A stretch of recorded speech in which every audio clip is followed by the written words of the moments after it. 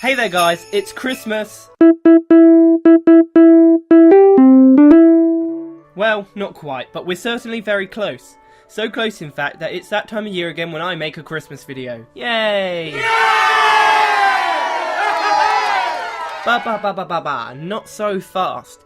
This year I feel like doing something different. So this year we are quite obviously going to be playing Minecraft. I have just realised that I don't think I've ever done a Christmas video before.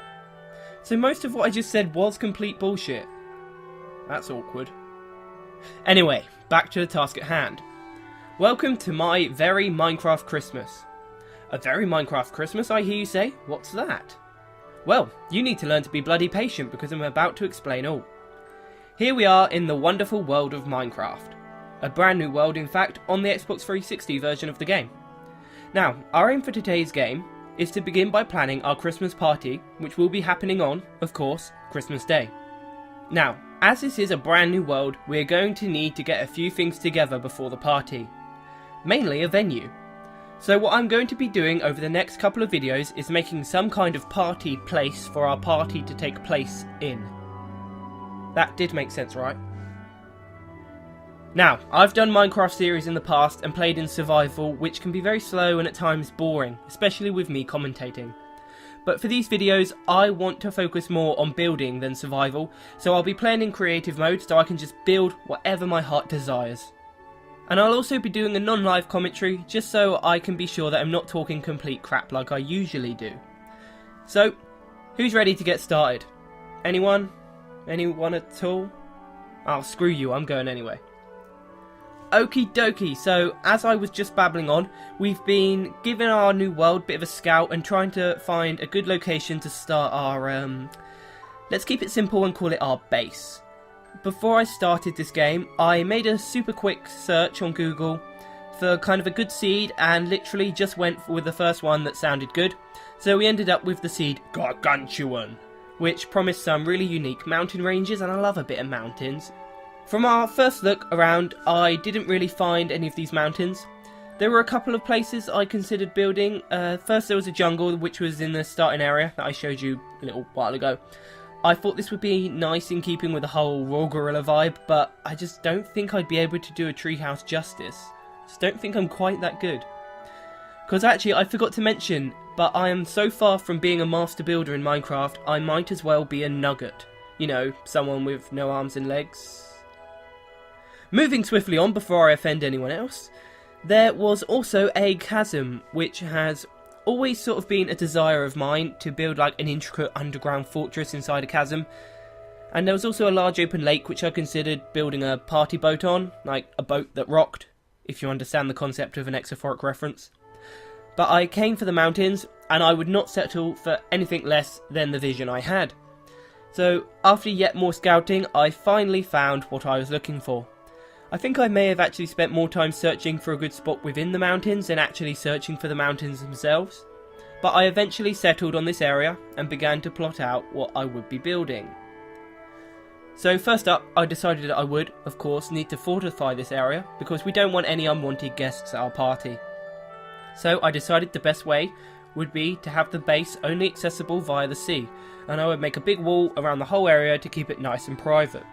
So I began building in this area, as it was kind of like a natural entrance already, so it would be nice and easy just to build some walls around the area. I began by mapping out the boundaries of the walls with some blocks, just so I would know where I would be building later. I decided to start by building 2 towers at the entrance, which would be kind of like guard towers just to ensure security and just kind of keep a monitor on who goes in and out. I didn't want these to be too big because I don't want them to attract attention away from the main house when it's built. So they were just sort of more practical than anything, but I did play around with the design to make sure they looked good, and I was pretty happy with the final result. Now, since I am on the Xbox 360 version, there is no world edit, so everything I do will have to be done manually, which is a royal pain in my arse, pardon the pun. I have done a Minecraft series in the past. It was called Minecraft with the Gorilla, I believe, but my audience wasn't quite as big as it is now, and it just kind of died of neglect, like a lost puppy. So I soon stopped that. Another reason I actually stopped was, 1, jungles hadn't been added, and if I do a game of survival I like to build in a jungle, and 2, because there weren't certain features in the game that I wanted. So an example is how I'm using the upside down stairs to design the walls and the towers. That just wouldn't have been possible before. But I think now that I have a fairly large audience, this video will hopefully be more popular and actually get some people watching it, unlike the last ones. Hopefully. Maybe. Probably not. Anyway, I finished off both of these towers and began to start work on the walls. Now, on the left hand side of this entrance, I wasn't quite sure how to tackle the walls, as the mountain, it overlapped with the walls and the mountain was higher, and I didn't think it would look right if I kind of built the wall over the mountain, because I wanted it to look good. That was something I was trying to go for, it needed to look good. But I did get around this later, and I'll show you how later in the video. The other thing I decided to do was to clear out this area here and make a kind of garden for my house. I thought this would be a nice little touch, but it was a hell of a lot of work to clear. Hence the TNT. So I'll just skip the rest of the wall building process because it's not very interesting, and I'll be back with you in just a minute. So here we have it, the walls are finished. I spent a little while playing around with the lights to find out what looked the best and what would work.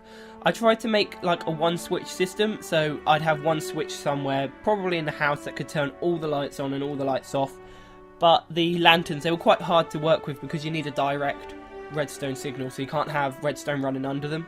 That was quite difficult, but I had to settle for second best, just having most of these lights on the wall constantly on. I solved the issue with the mountain by building the fortification inside the actual cliffside.